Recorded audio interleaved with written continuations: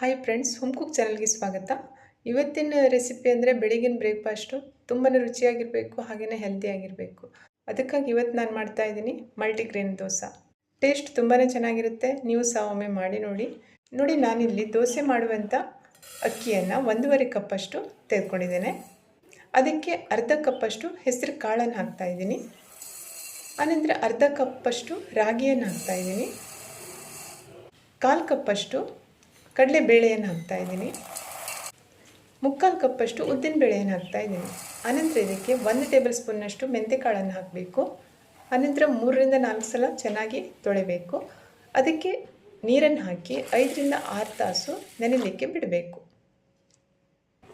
ಮಧ್ಯಾಹ್ನ ಇದನ್ನು ನೆನೆ ಹಾಕಿಟ್ರೆ ಸಂಜೆಗೆ ಇದನ್ನು ರುಬ್ಬಿಡಲಿಕ್ಕೆ ಸರಿಯಾಗುತ್ತೆ. ಬೆಳಗ್ಗೆ ದೋಸೆ ಮಾಡಲಿಕ್ಕೆ ಚೆನ್ನಾಗಿರುತ್ತೆ.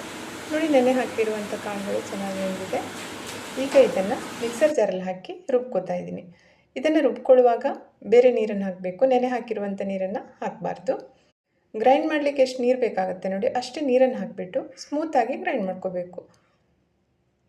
ನೋಡಿ, ಹಿಟ್ಟನ್ನು ಎಷ್ಟು ಸ್ಮೂತಾಗಿ ನಾವು ಗ್ರೈಂಡ್ ಮಾಡ್ಕೊತೀವಿ, ದೋಸೆ ಅಷ್ಟೇ ರುಚಿಯಾಗಿ ಬರುತ್ತೆ. ಹಾಗೆಯೇ ಅಷ್ಟೇ ತೆಳ್ಳಗಾಗಿ ದೋಸೆ ಮಾಡ್ಕೊಳ್ಲಿಕ್ಕೂ ಆಗುತ್ತೆ.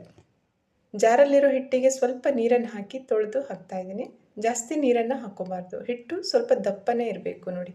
ಈಗ ಈ ಹಿಟ್ಟನ್ನು ಒಂದು ಸೌಂಟಿಂದ ಅಥವಾ ಕೈಯಿಂದ ಚೆನ್ನಾಗಿ ಮಿಕ್ಸ್ ಮಾಡಬೇಕು. ಸುಮಾರು ಒಂದು 2 ನಿಮಿಷ ಈ ರೀತಿ ಅದನ್ನು ಸ್ಟರ್ ಮಾಡಿದಾಗ ಹಿಟ್ಟು ಸ್ವಲ್ಪ ಫ್ಲಪ್ಪಿ ಆಗುತ್ತೆ. ಹಾಗೆಯೇ ತುಂಬ ಚೆನ್ನಾಗಿ ಫರ್ಮೆಂಟೇಷನ್ ಆಗುತ್ತೆ.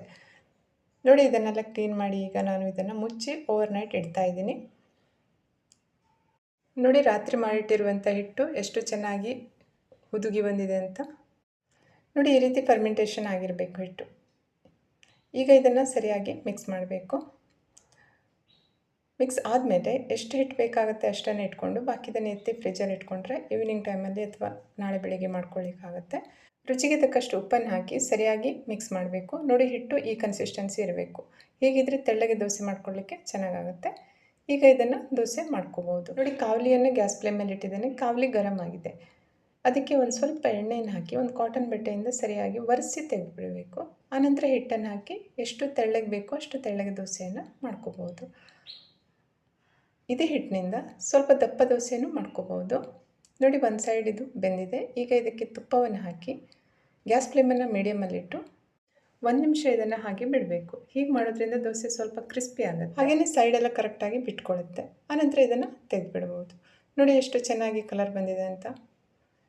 ಈ ರೀತಿ ಆಗಬೇಕು ದೋಸೆ. ಈಗ ಇದನ್ನು ತೆಗೆದುಬಿಡ್ಬೋದು. ತುಂಬ ಗರಿಗರಿಯಾಗಿರುವಂಥ, ರುಚಿಯಾಗಿರುವಂಥ, ಹೆಲ್ದಿಯಾಗಿರುವಂಥ ಮಲ್ಟಿಗ್ರೇನ್ ದೋಸೆ ರೆಡಿಯಾಗಿದೆ. ನೀವು ಸಹ ಒಮ್ಮೆ ಟ್ರೈ ಮಾಡಿ ನೋಡಿ. ಟೇಸ್ಟ್ ಹೇಗಿದೆ ಅನ್ನೋದನ್ನು ಕಮೆಂಟ್ ಮೂಲಕ ತಿಳಿಸಿ. ನೋಡಿ, ಈ ದೋಸೆಯನ್ನು ಟೊಮೆಟೊ ಚಟ್ನಿ ಜೊತೆ ಹಾಗೆಯೇ ತೆಂಗಿನಕಾಯಿ ಚಟ್ನಿ ಜೊತೆ ತಿನ್ನೋಕ್ಕೆ ತುಂಬಾ ಚೆನ್ನಾಗಿರುತ್ತೆ. ಇವತ್ತು ನಾನು 2 ಚಟ್ನಿಯನ್ನು ಮಾಡಿದ್ದೀನಿ. 2ರ ಜೊತೆನೂ ಸರ್ವ್ ಮಾಡ್ತಾಯಿದ್ದೀನಿ. ತುಂಬಾ ಚೆನ್ನಾಗಿರುತ್ತೆ. ರೆಸಿಪಿ ಇಷ್ಟ ಆದರೆ ವಿಡಿಯೋವನ್ನು ಶೇರ್ ಮಾಡಿ, ಹಾಗೆಯೇ ಚಾನಲ್ಗೆ ಸಬ್ಸ್ಕ್ರೈಬ್ ಆಗಿ. ಇನ್ನೊಂದು ರುಚಿಯಾಗಿರುವಂಥ ಹಾಗೆ ಹೆಲ್ದಿಯಾಗಿರುವಂಥ ರೆಸಿಪಿಯೊಂದಿಗೆ ಮತ್ತೆ ಭೇಟಿ ಆಗ್ತೇನೆ. Thank you.